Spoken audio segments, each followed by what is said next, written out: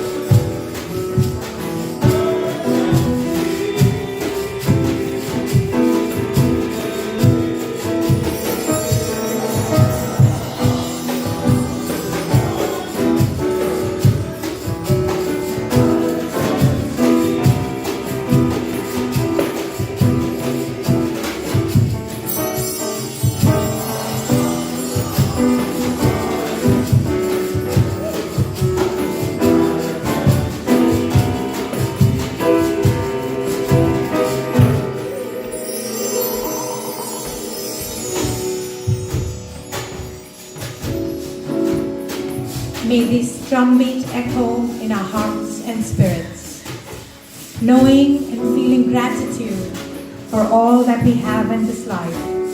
May we be healed. Urgent and emergent is our need for balm, as is our capacity to offer such healing and balm to others. Calling to mind lives lost and gained, those who may be having times of struggle or of joy, for our interconnectedness, for all that is our life, we are blessed and healed. May this drumbeat echo in our hearts and spirits as we live in gratitude and move through the days ahead.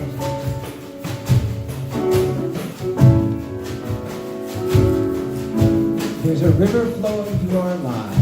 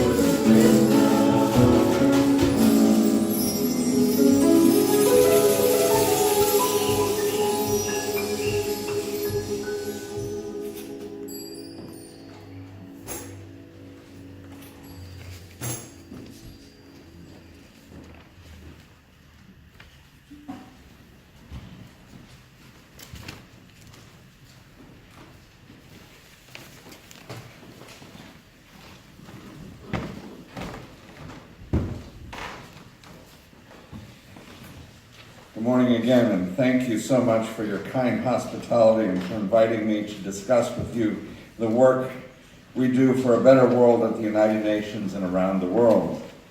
Recently, a beloved former member of our former board of directors, Kent Price, passed away at his home in Castine, Maine. I call this sermon Courage and Kindness in Troubled Times because when I think of Kent Price, I think of courage and kindness. We live in very troubling times. I was born in 1949.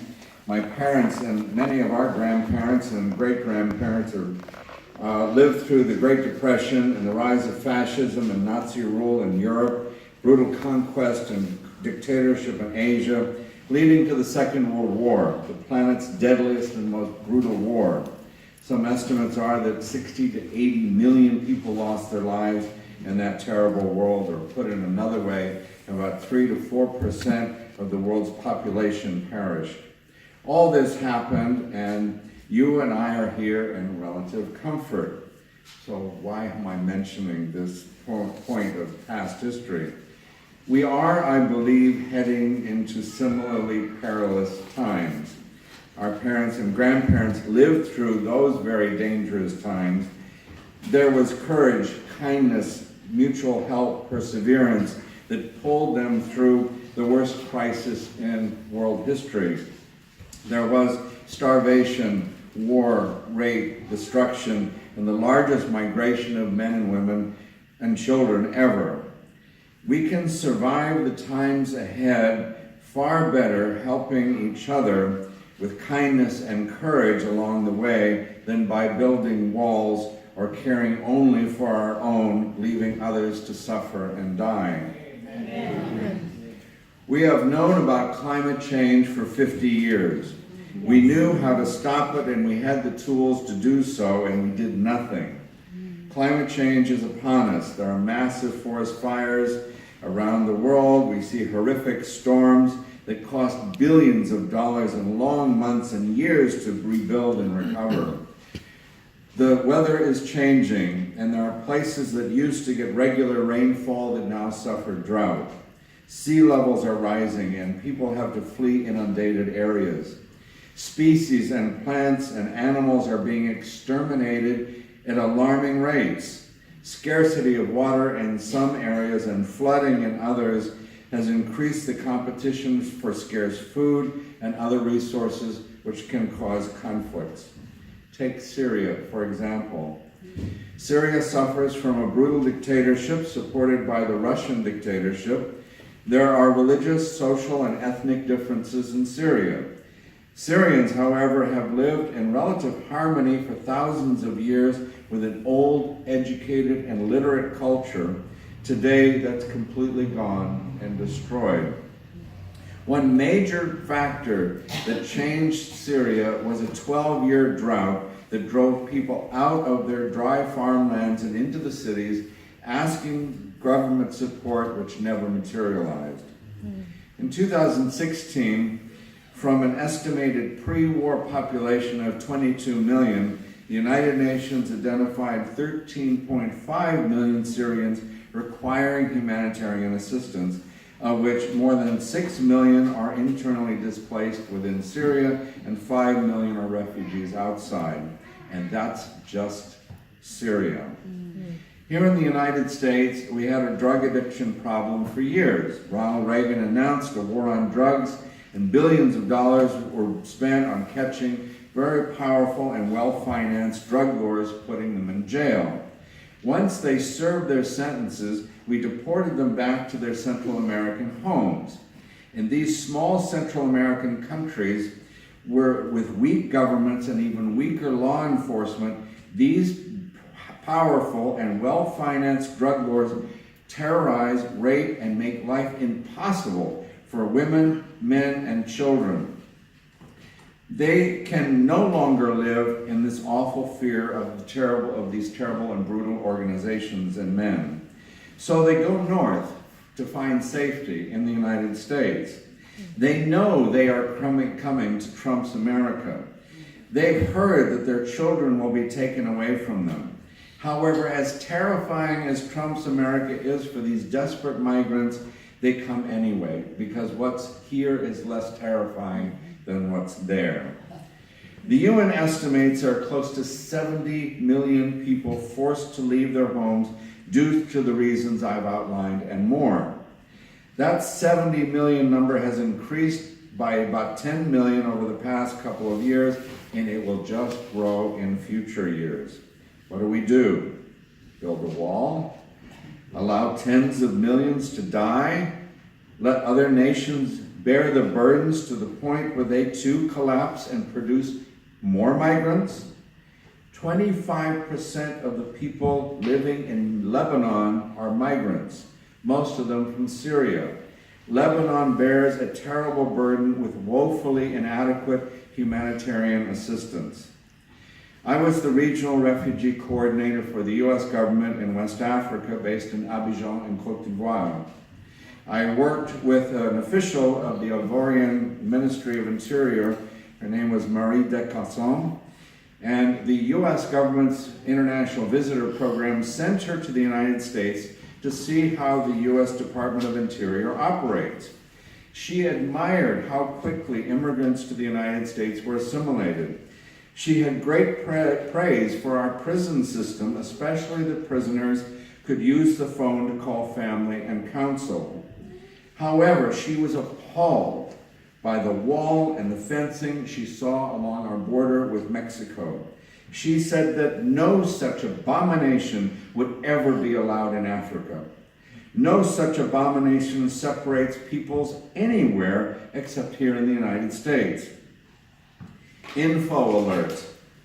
More Mexicans are leaving the United States than coming into the United States, so it's a net negative. Perhaps Trump wants to build his multi-billion-dollar wall to keep Mexicans in instead of within the United States. Who knows? By the way, the Mexican government has no intention of building and paying for the stupid wall. There is another way. On July 13th this year, the United Nations issued its Global Compact on Migration. The July 13th statement reflected the shared understanding by governments that cross-border migration is by its very nature an international phenomenon, and very effective management of this global reality requires international cooperation to enhance its positive impacts for us all. It also recognizes that every individual has the right to safety, dignity, and protection. This comprehensive framework is aimed at facilitating safe, orderly, and regular migration while reducing the instance of impact of irregular migration. The Global Compact does not encourage migration, nor does it try to stop it. It is not legally binding, it does not dictate, it does not impose, it fully respects the sovereignty of states. The Compact can guide us from a reactive to a proactive mode. It can help us draw out the benefits of migration and mitigate the risks. It can provide a new platform for cooperation, and it can be a resource in finding the right balance between the rights of people and the sovereignty of states. By December, it will formally become a comprehensive treaty and the first that the world has ever seen. The implementation of the Compact will bring safety, order, and economic progress for everyone's benefit. The agreement will be formally adopted by member states at the Intergovernmental Conference in Marrakesh on the 10th and 11th of December this year. Migration was the topic of our spring seminar last April, Advancing Just Migration for All, and there's a flyer, and you can read more about it if you pick one up at the back. August 22nd to the 24th, we worked together with the United Nations to host a conference focused on multilateralism. Global issues such as global migration, climate change, nuclear disarmament, human rights, poverty, hunger, global health need global solutions. These problems are too big for any one nation to solve. Unfortunately, we live in a world that is reminiscent of the 1930s, with the rise of nationalist populist governments in the United States, India, Hungary, Poland, Russia, and other countries. Some nations that for the moment remain in the community of nations have minority political parties that, if they came to power, would steer their people away from multilateral solutions towards isolationist, protectionist, and nationalist paths. This is a predictable tendency. In 1929, there was a stock market crash in the United States that reverberated around the world. Economic collapse is frightening and can cause populations to fall for the lies of populist leaders who tell their nations, "I alone can fix it." It always ends badly for everyone, but we always are tempted to believe the con artist and hope that there's an easy solution. The solutions are not easy, but together we can solve problems that any nation by itself cannot be solved. That's why we need the United Nations, and that's why the Unitarian Universalists need to remain active at the United Nations and around the world. It hurts my heart that so many UUs don't even know that we have an office at the United Nations. Or if you do know, you don't know how effective we are in creating a better world. In the 1970s, your UU United Nations office worked on an interfaith basis to create Religions for Peace and the NGO Committee on Disarmament, Peace, and Security. In the 1990s, your office at the UN led the faith-based caucus to establish the International Criminal Court, and notice that National Security Advisor John Bolton wants to destroy the International Criminal Court, which was founded to hold accountable some of the world's worst human rights violators. In 2008, we began advocating for sexual orientation, gender identity, equity. By 2010, UN Secretary General Ban Ki-moon gave his first speech calling for an end of violence and discrimination based on sexual orientation and gender identity. We also built an interfaith coalition calling for sexual orientation, gender identity, equity. In 2014, we helped organize the People's Climate March in New York, where UUs had the second largest faith contingent, only surpassed by the Catholics. They're kind of hard to surpass. Climate change is one of our core advocacy areas.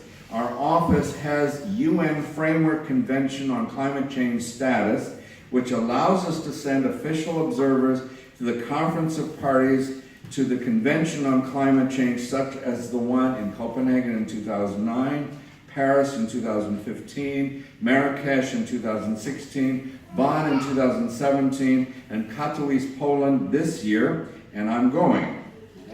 In 2015, we succeeded in working with others to get the UN to declare the UN Decade of People of African Descent. We launched this decade with an event at the UN featuring Harry Belafonte, Alicia Garza of Black Lives Matter, the parents of Tamir Rice, and Tamir, as you remember, was killed while playing in a park alone. Also, this event featured the High Commissioner for Human Rights, Mireille Fanon, who is on the Committee of Experts of the Decade of People of African Descent, and Mireille Fanon is the daughter of the African liberation poet and activist Frantz Fanon. I am asked to speak on topics such as global education for global citizenship, human rights, nuclear disarmament, global migration, and UN sustainable development at colleges, universities, and other venues across the United States, Canada, Mexico, Taiwan, the Republic of Korea, Vietnam, Ghana, and China. I teach a course on refugees and migration at New York University, and we work to assist and empower LGBTIQ asylum seekers, including those at the Elizabeth Detention Center here in New Jersey. One of those former detainees, a young gay man from Nigeria, is now a published author and a youth representative for our office at the United Nations, where I chair the United Nations non-governmental organization, Department of Public Information, Executive Committee, which represents 1,400 NGOs at the UN. I serve on the Board of Trustees of the Parliament of the World's Religions. I hope you go to Toronto and be there with us in November. I chair the NGO Committee on Disarmament, Peace, and Security, and co-chair the NGO Committee on Human Rights. I serve on the United Nations Security Council Working Group, which meets regularly with the permanent representatives of all 15 nations represented at the Security Council, except recently with the United States, which refuses to meet with us. I serve on the NGO Committee on Sustainable Development and the NGO Committee on the Freedom of Religion or Belief and the Committee of Religious NGOs. We work very closely with Amnesty International, Human Rights Watch, Physicians for Human Rights, AllOut.org, Outright Action International, and the International Association of Religious Freedom. We have excellent relations with local universities such as New York University, Columbia, Fordham, Hunter College, Union Theological Seminary, Lehigh University, Drew University, Seton Hall University, Long Island University, Felician University, and more. One of Kent's favorite UUNO projects and mine is the Every Child is Our project in Ghana, which works with the Mayakrobo Queen Mothers to ensure that children orphaned by HIV/AIDS get education and health care.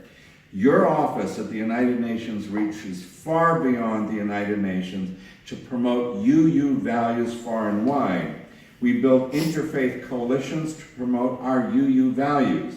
There is no UU entity that does more with less than your UU office at the United Nations. And how do we get so much done? It's with your support and your partnership in our efforts that allows your office at the United Nations to continue to work so very effectively for a better world since we opened our doors in 1962. Did you know that? In 1970, we lost our UUA funding and we had to go it alone, which we did until we reintegrated with the UUA in 2011. However, our merger agreement with the UUA stipulates that we must raise the funds we need to operate. We will continue to do this work as long as congregations like yours and individuals like you care enough to support our work. We have many supporters. I've been in this job for 10 years. One of the saddest parts of this job is that so many of our dear friends have left us, have passed away. It's been hard to say goodbye to dear and wonderful people that have given us so much wisdom and ideas and expertise and financial support, love and kindness. And no one was more loving and kinder than Kent Price. He went far too soon, and we miss him and honor his memory in everything that we do. We're thankful for Kent's service and for that of all of our advisors and board members. We are part of the they are part of the UUNO family. Kent helped us make our effective force for good that we are today.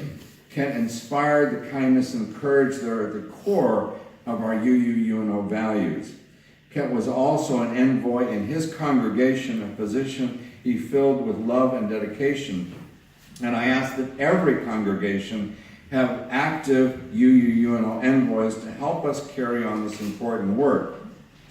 So please support our commitment to have a strong UU voice at the UN and Ghana and around the world. We do have donor envelopes and brochures, more information outside and all over the place. So in the sunroom, downstairs in the coffee room. So look for our materials. And thank you very much for having me here.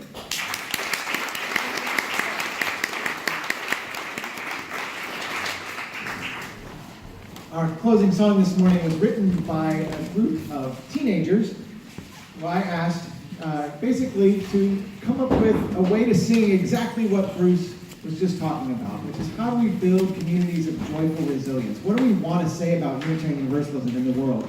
How do we tell people what we're about? And they said we should love one another, serve one another, honor one another as equals hand in hand. Love one another, serve one another, honor one another. That's how we understand. Our teenagers get that, which gives me hope. Now, this is in 7 parts, and it's in a round, so good luck. So here's the first part. I'll say, let us love, let us serve, let us honor one another. Yes, oh, let us love, let us serve, let us honor one another. Yes, oh, let us serve. Keep singing that if you want. Let us serve, let us honor. And here's the melody. One another. The melody goes like this. Love one another, serve one another, honor one another, equals hand in hand. Love one another, serve one another, honor one another. That's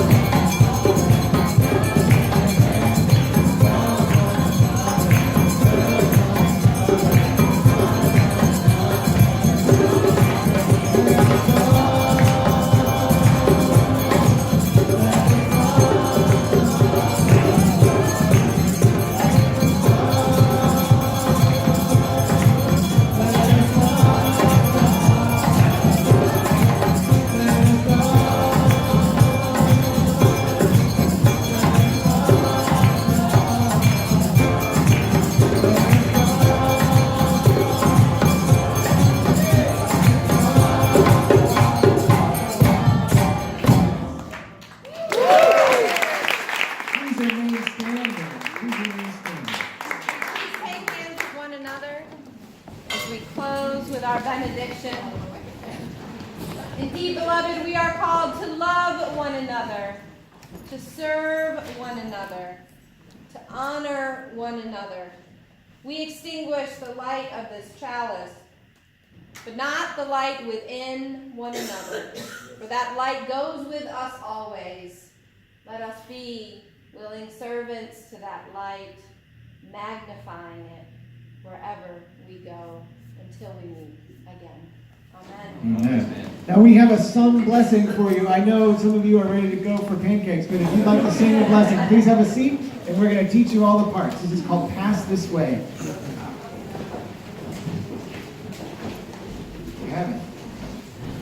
Kevin, in addition to being a master shekere player, is also an incredible kalimba player, the thumb piano. Thank